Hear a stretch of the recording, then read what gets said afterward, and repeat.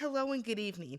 Welcome to Tammy Talks. We are here to have a riveting discussion on a reality TV show where we're going to discuss some people that we don't know. Okay?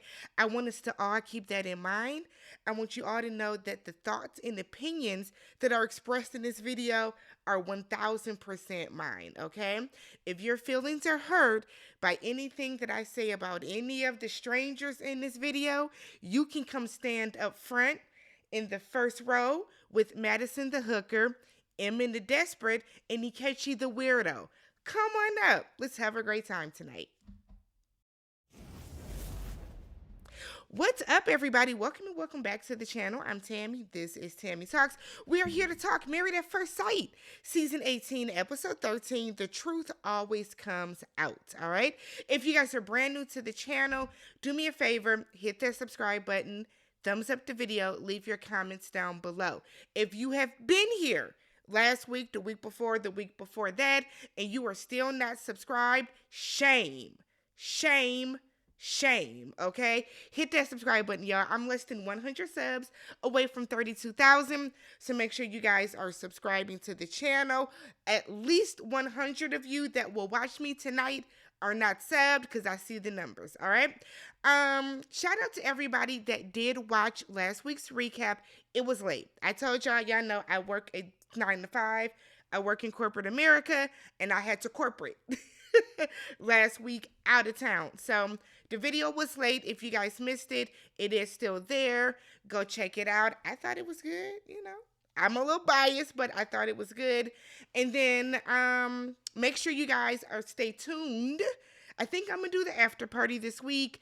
Ready to Love is coming. Love is Blind is coming. We got things to talk about, so subscribe. Let's go ahead and get into the show. So the show starts off right away up front with two of the people that y'all like, Emin and Echi, okay? Emin, girl, you're going to get the black and white now too, because I don't understand where we went wrong. I don't understand the disconnect. Let's talk. So Emin and Echi meet for ice cream. Yum. Okay? I'm a custard girl myself, but I'm also from Wisconsin. I don't like ice cream. I do custard, the superior, but whatever. So they come in, they don't even give each other the side, like church hug. I said, damn, y'all really don't F with each other, do y'all? Cool.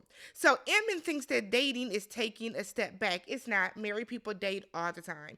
Married people have to continue to date one another to keep their relationship fresh. You also married a stranger, Emin. I kind of feel like that's part of like what Emin is like. It's not clicking that you married a stranger, sis. But okay, Echi is saying that it's awkward to go backwards to get to know one another when they could have done this from day one. You didn't want to answer questions, nigga, so shut the fuck up about what you think is awkward, because we don't care.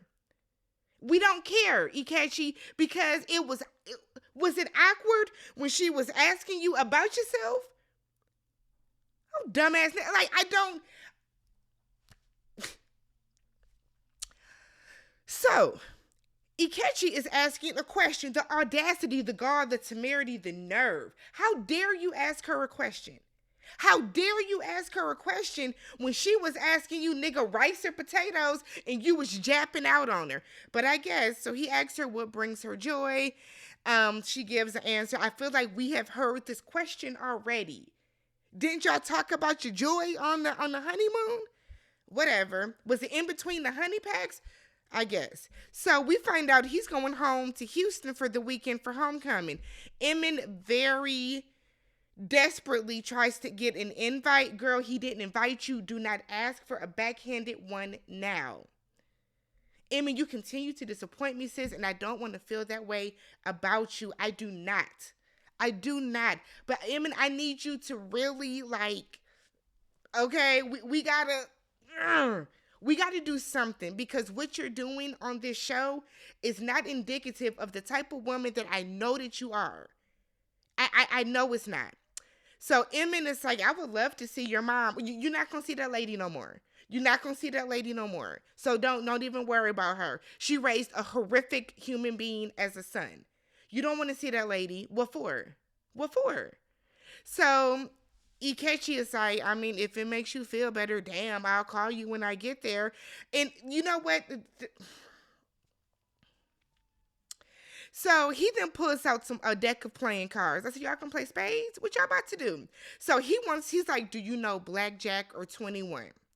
So I, in Ikechi's defense, I enjoyed this. He brought a solution. He brought something, right? Emin, instead of just being like, sure, let's play 21 like we're 12, she instead is like, you don't have your ring on. Does it matter? Why is yours on?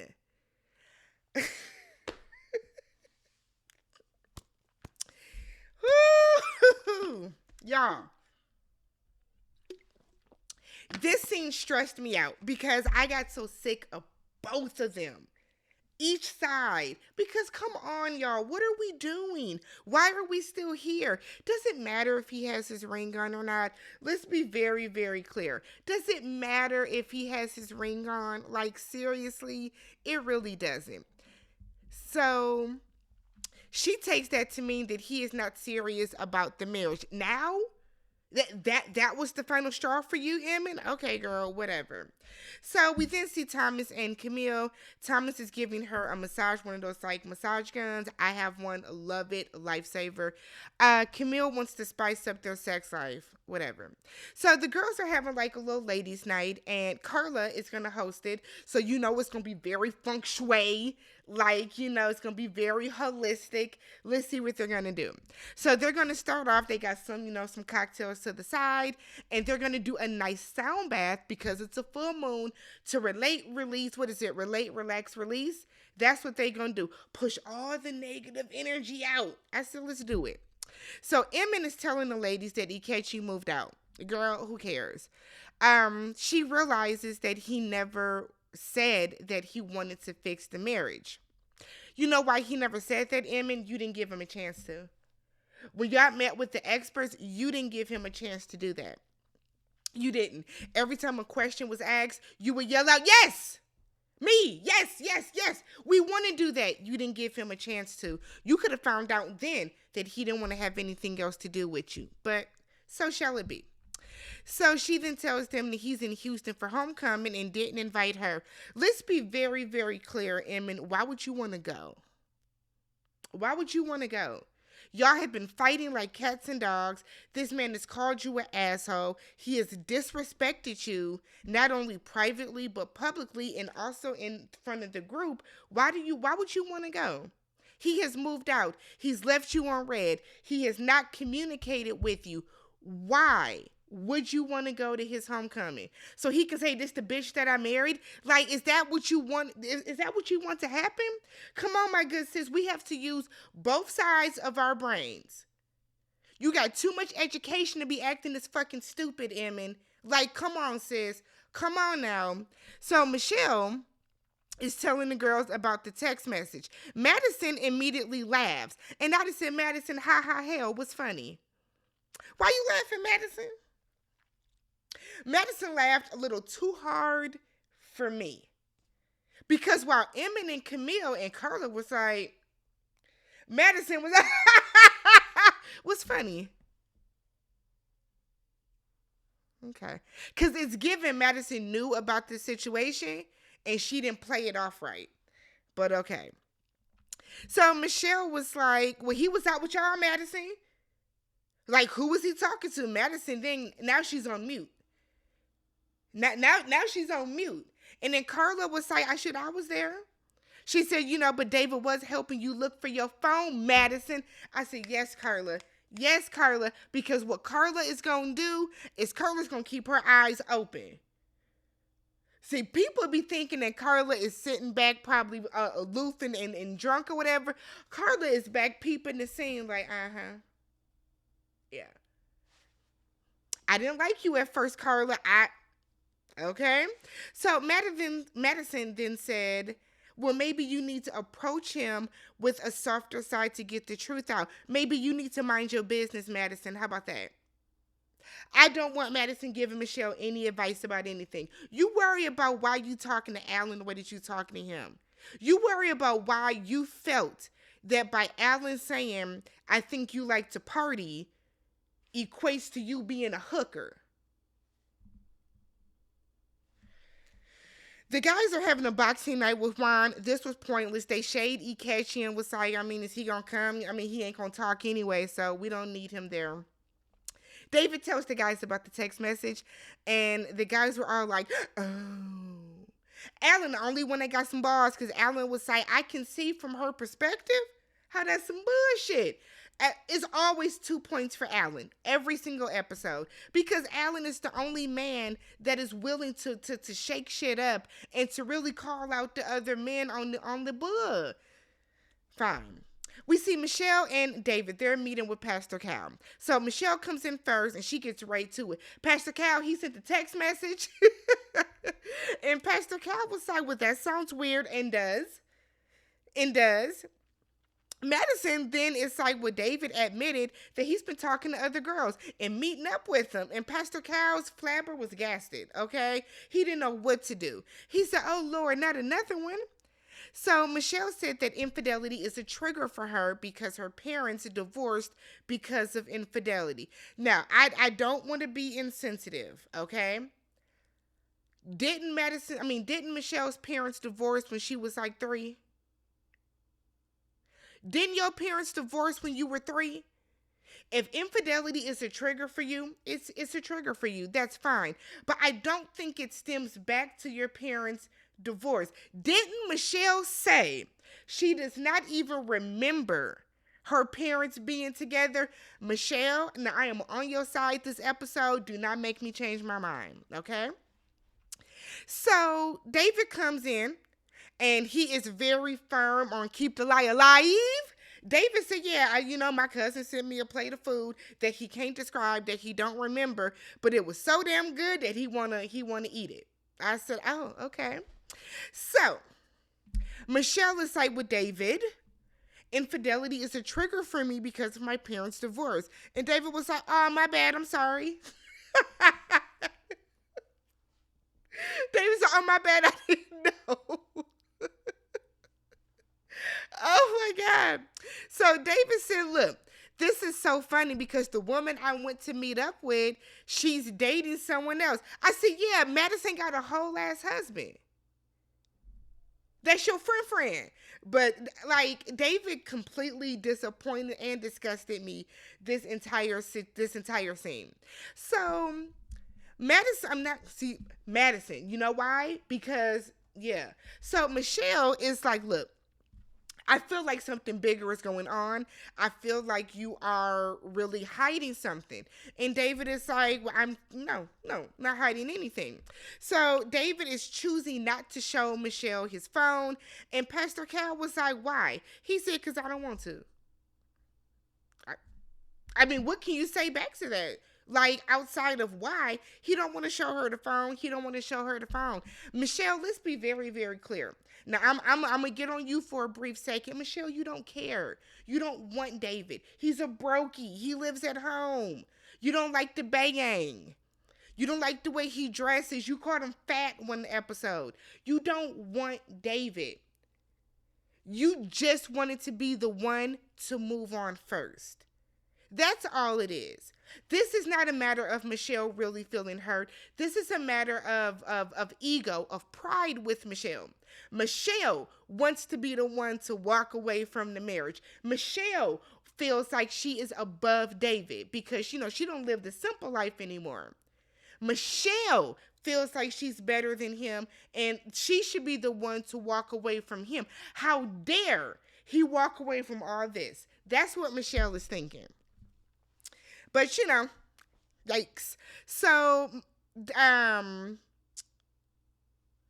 are my notes? David said he is choosing not to show her his phone. Said, well, you know what? Because you've been dragging me anyways, you don't care. So David is like, I have been suppressing, my feelings and everything that's going on. And let's be real, Michelle has been rude to him, right? We can all agree on that. Michelle has been rude to him. Michelle has been very much, I don't think you have any money. I don't think you can do this. I don't like the way you dress. I don't like the way you talk. I don't like anything about you. Yeah, Michelle has been doing that. Michelle has been the one that's not really communicating with him. Michelle has been the one that has been punching down on David constantly. So yeah, I see what David is talking about. And then imagine my chagrin when Michelle is shocked. I said, Michelle is shocked that like David's feelings were hurt. I thought you wanted me to be honest. Come on, Michelle. Come on, Michelle.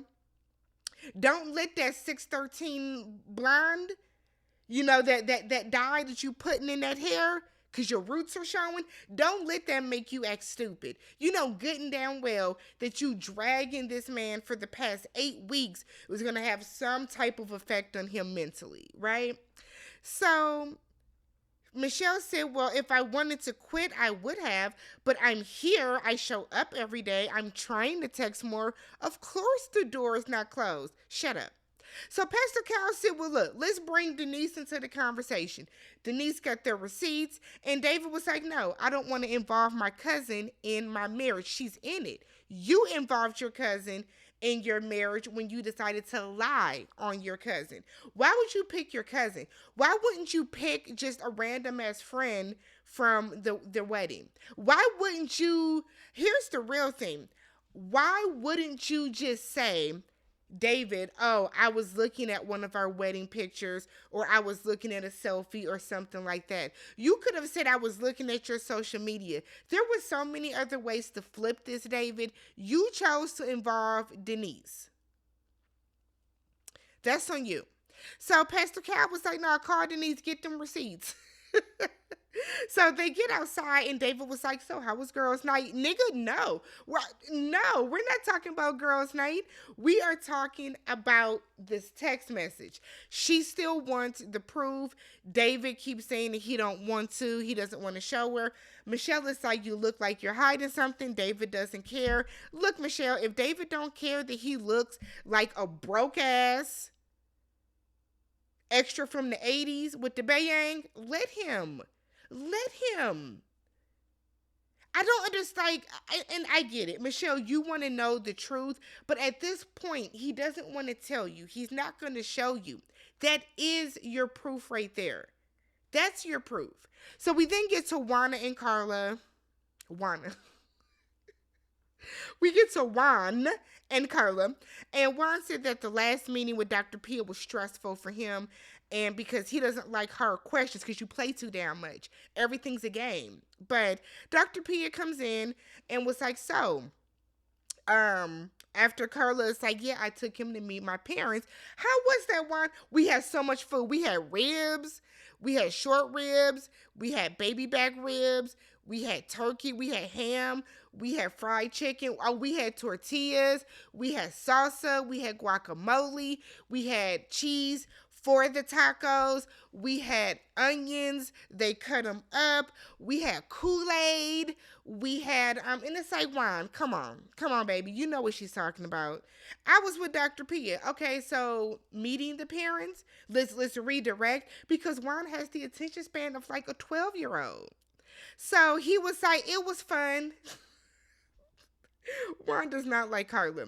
So Dr. Pia is asking about Carla's pictures on her social media.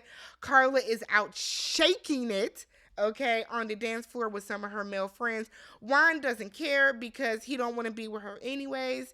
And Carla starts like humping the air, and I was with Dr. Pia. Focus.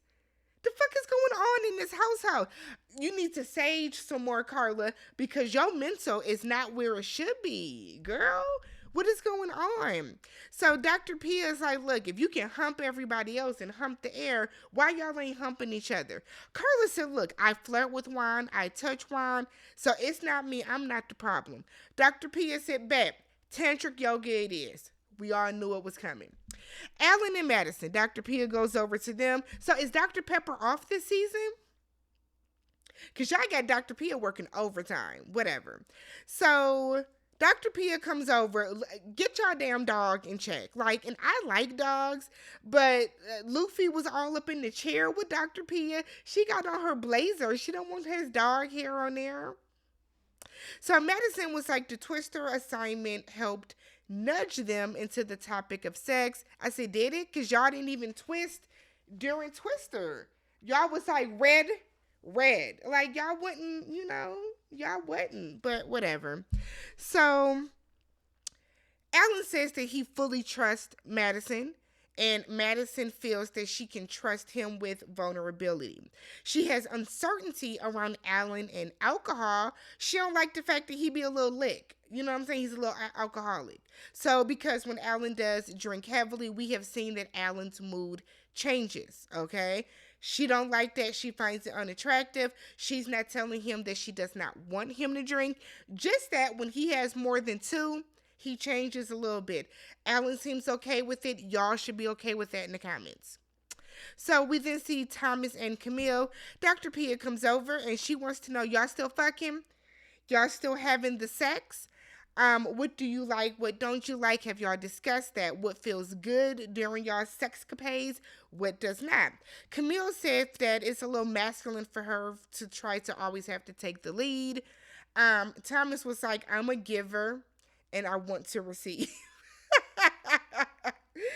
Thomas was like, look, I'm doing a lot and I'm not receiving, okay? Camille said that she's more dominant because it kind of stems back to her parents' divorce, had to take care of her younger siblings, yada, yada, yada. Camille wants Thomas to be more aggressive with sex and more assertive. She was like, smack my ass and pull my hair.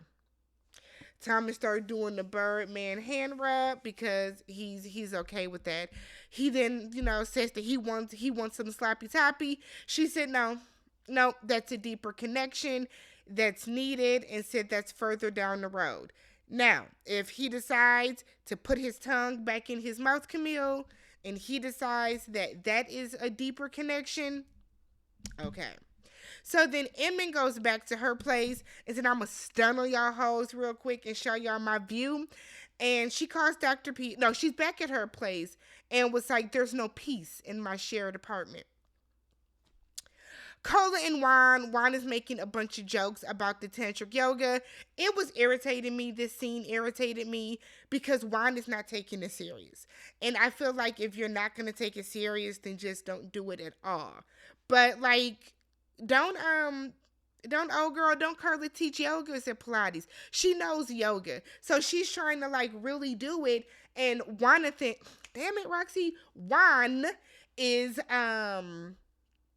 playing around so damn much with it. Like he's just not taking it serious. It just made the scene very, very annoying to me. We then see David and Michelle. David is allowing Michelle to move at her own pace. So he's at the apartment. She back living the simple life at her apartment. And he's like, there's nothing else that he can say or provide. Sure there is. Provide the picture of the food that Denise sent you that you want to eat up. Provide the picture of the food that is so damn fine. I don't know why he can't just do that. Because there is no food. Why not just admit it? Like, what is the purpose in lying? Y'all are not going to stay married. So honestly and truly, David, what is the purpose in you continuing this lie? Just lying for no reason. It's childish. Madison and Allan. So Allan, we find out, doesn't like dirty talk. He gives very vanilla in the bed anyways. I mean, he's thug life outside, but he's very vanilla. So they answer a bunch of sexual questions very blandly and very vaguely that Dr. Pia sent over. So I try to get them to do something, okay? So Allan said that when he first met Michelle, these names. Allan said when he first met Madison on the dance floor, she gave off the essence, the vibe of a party girl. So she then said, is it because of my looks? Madison swear. Madison swear.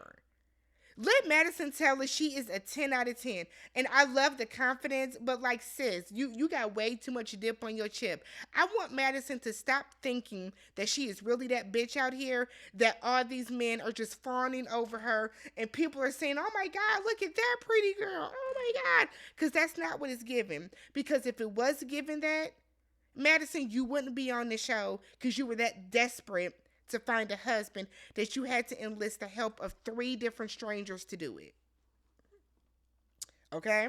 So, Allan it's like, no, I just thought that about you initially, and then like, no, I don't think that about you anymore. I just kind of like prejudged you. He then goes to walk Luffy, and Madison is sitting at the counter crying. The fuck are you crying for, Madison? Let's be very, very clear, right? So, I want to be sensitive about this. I'm trying to be sensitive about this. Now, look, I have never been called the party girl, the party friend, anything like that. I've never had that experience, right? But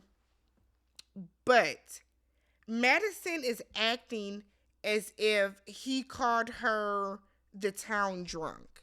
He said you gave off the vibe of the party girl. Let's rewind back to the wedding, okay? Let's rewind back to the wedding. Let's rewind back to the not the honeymoon, but the what's that called? The reception. Madison's friends told us she got kicked out of Oktoberfest for being drunk.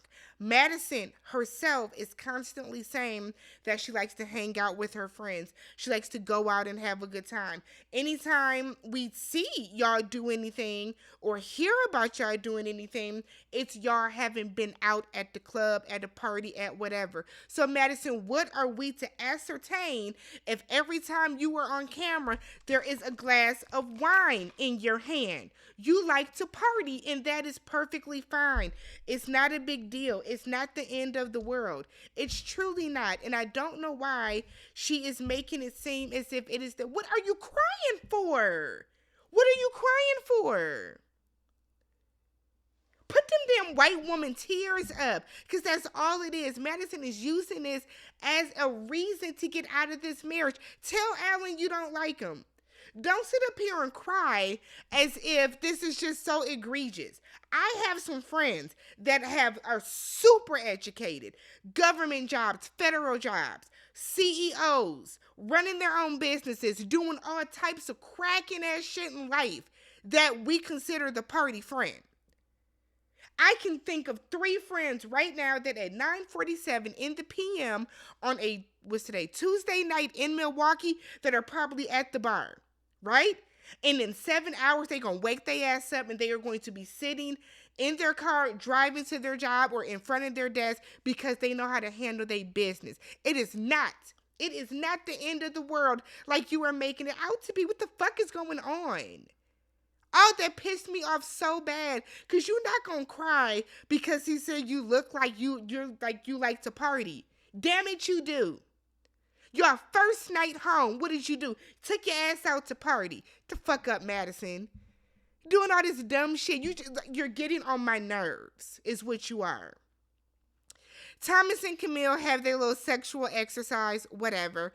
Allan falls asleep on the couch. He wakes up at 1 because Madison was supposed to be stepping in the hallway to call Amanda. Probably to do what? Go take her ass out to party.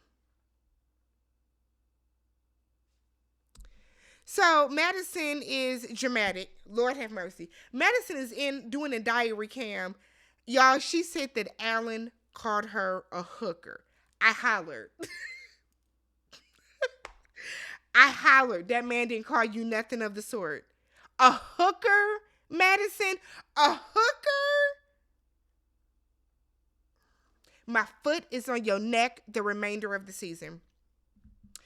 It is on your neck the remainder of the season, because I see what you're doing, Madison, and I've been really trying to give you a pass because Michelle had me preoccupied, but now my sights are on you, because we not going to play this game. That man did not call you a hooker, girl. He did not call you a hooker. And we don't shame the sex workers anyways. So Emmett is now, she's out on her balcony with her views, calling Dr. Pia to let her know that they decided not to move back in. Now, Dr. Pia, who has already seen the footage, is talking about I thought you guys made up. Did you, Dr. Pia? Did that conversation that they had, that honestly leave you with the feeling that they had made up and things were going to be all kumbaya in that apartment? That's not the vibe that I got. Dr. Pia, you're smarter than this, but I guess we got to keep the show going. Emma lets her know that Echi's at homecoming in Houston, and he not only did he not invite me, but he has not communicated with me like he said he would. I don't know if he made it. I don't know if he laid up in the ditch. Is he stuck in the airport? Did he get rerouted? I don't know what's going on, right? So Emin said that she has no desire to reach out to him because she's not prepared for the reaction when she does check in. Basically, Emin knows that if she texts him, he ain't gonna text her back. If she calls him, he's not gonna call her back. He's probably gonna cuss her ass out because I said I will call you. So she don't want to do it. Emin feels like she's being stonewalled and abandoned, and she is. She is. But then Emmett still says that she is still in it. How? Emmett, please come onto the channel, girl. Let's have a conversation. How can you honestly and truly still be all in with this man at this point? I don't get it. I am confusion. So Carla and Juan. Okay. Miss Diane, was it Diane? Diana, you can come on up to the front too. It was so inappropriate of you to come over in your lingerie. What are we doing? Why did you come over dressed like that with your gown on? Inappropriate, Miss Diane. Okay? I want you to know that now. And I'm not even talking about her body size or her weight or anything like that. Just in general, there was no reason for Miss Diane to come over with that gown on, okay? Because they're not in their pajamas. It's given she wanted to be invited to the party. Oh, Miss Diane, I was so disappointed in you because what are you doing? I was Juan was looking like, oh my God. And Carla freaky ass was like, yes, come on in. Miss Diana, you take your ass to Nan person's house with that gown on no more. You put you on a nice little sweatsuit or something that you can demonstrate the tantric yoga in. You didn't need to come dressed like that. That's not professional, okay? So she's guiding them through the tantric yoga, and after she leaves, Juan is like, okay, let's practice. Let's try it now on you, Carla. Carla was like, oh, okay, cool. Because Miss Diane did say to practice all night, but Juan is playing around with it. Juan is doing everything he can to avoid intimacy with Carla, and I want to know why. Because Juan went from on the honeymoon saying that he, was ready to, bump and grind, to all of a sudden he didn't want to have sex with her because, sex complicates things, to now, like, you can't even be serious about this. He's taking the flour, rolling it around her belly button, like he's doing the absolute most. And it's disappointing, and I think it's a little disrespectful to Carla because Carla takes all your business stuff serious, right? Remember, she came up with the composition notebook at the meeting. She's taking that all serious. So the least you can do is show some interest in the stuff that she really wants to do. She was excited about doing this. She's into that type of stuff. Juan makes jokes all the time about her sage and all her other type of stuff, and it's a little it's a lot of disrespectful. Right? Now she started, talking about that bald spot in the back of your head, then what? It's not going to be funny no more, is it? So then we get Madison and Allan. So Madison said, you know what? So Madison said it's been an issue for her trying to prove herself outside of her looks. Madison, no, it's not. You know why? Because you're not that cute. Okay? You're not. You're not that attractive, Madison. So you're a 5, okay? So I don't know why you keep doing this. I don't know what in the self-esteem is causing you to feel like you got to keep telling us that people fawn over you for your looks. I want to remind you, you could not find a husband on your own. You had to enlist the help of 3 strangers to match you up with another stranger. So you clearly are not that attractive. So she's still mad that he said that she's like a party girl. I said that you should have called her a bitch, Allan. Call her a bitch next time. See how she feels about that. Call her a whore. So maybe she'll realize that being called a party girl is really not that damn bad. So Allan said, well, you have made assumptions about me as well. You called me a pushover. Allan, you are. Okay? So Madison is like, no, you're flipping it on me. No, he's showing you that you be talking shit about him too. And so Allan's point was, look, you're more sensitive than anybody I know ever in life. I ain't never met nobody as sensitive as you. She's only that sensitive because she doesn't like you, Allan. So everything that you do is going to be more heightened. It's going to be more, it's going to be more, right? So Madison is like, I think you came in here trying to piss me off. No, you came in here wanting to get pissed off. There's a difference. So Allan apologizes for like the 5th time. Quit apologizing to that weird ass hoe. Quit apologizing to her. She goes out and gets drunk all the time. She is a party girl. Nobody said that you didn't earn anything that you have because of that. Nobody said that at all. I work in corporate America. If you see me out at the bar and I'm having some drinks, that doesn't mean that I didn't earn my job. I mean, depending on, with the way the country going, they could consider me the earn, but but that doesn't mean that I didn't earn that. Nobody is saying I'm not qualified for that because we saw Tammy have a martini at the bar. Stop it, Madison. You sound stupid.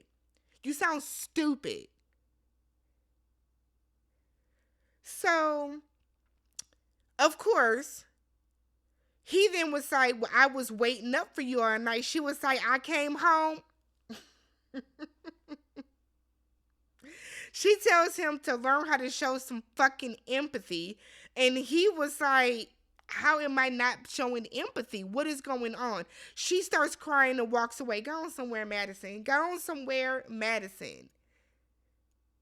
Where did you go the other night that you were out until 3:20 in the morning? Because ain't nothing open at that time of night but legs. Nothing. There was nothing open at 3:20 in the morning but somebody's legs. So where did you go that late? Where were you? Allan, you're not asking enough questions. So she goes up to the apartment to cry. So then Allan comes up and it's like, I think you had enough time. We have both calmed down. So he's like, do you know how much I care for you? She says no. I said, whatever. He gets to the point where he's apologizing again. Lets her know that he has been trying to appease her so that she gets to a place with him where she actually likes him, and that's not fair to Allan. Madison has controlled this entire relationship, the entire thing. So he said that he's trying to work on how he communicates with her. She now feels that she doesn't know if she can really be open with him. You know, you can't be open with me, Madison. I don't want to hear shit else about you. I promise you. I don't want to hear shit else about you. So they end up hugging it out. Whatever. Michelle's back in her apartment, back in the simple life. And y'all, she done got Denise's phone number. Who gave Michelle Denise's phone number?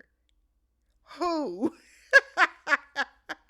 So she calls Denise, right? And she was like, so, can you run down this text message for me? And Denise was like, look, the only thing I got, okay, is a text message asking if I can cover for him. I said, David, not... Why you set Denise up like this? Look, the fact that your own cousin dimed you out is crazy, for one. But I feel like that says a lot about David. So, David, are you a broke fuckboy? Because you can't be a broke fuckboy now. You got to pick a struggle. Okay, but it's interesting how David's cousin was like, yeah, he lied and I don't condone it. He asked me to cover for him and I was like, okay, cool, but I didn't know what I was covering for. No, it wasn't no food. I didn't send him no food. I think this message went to another woman.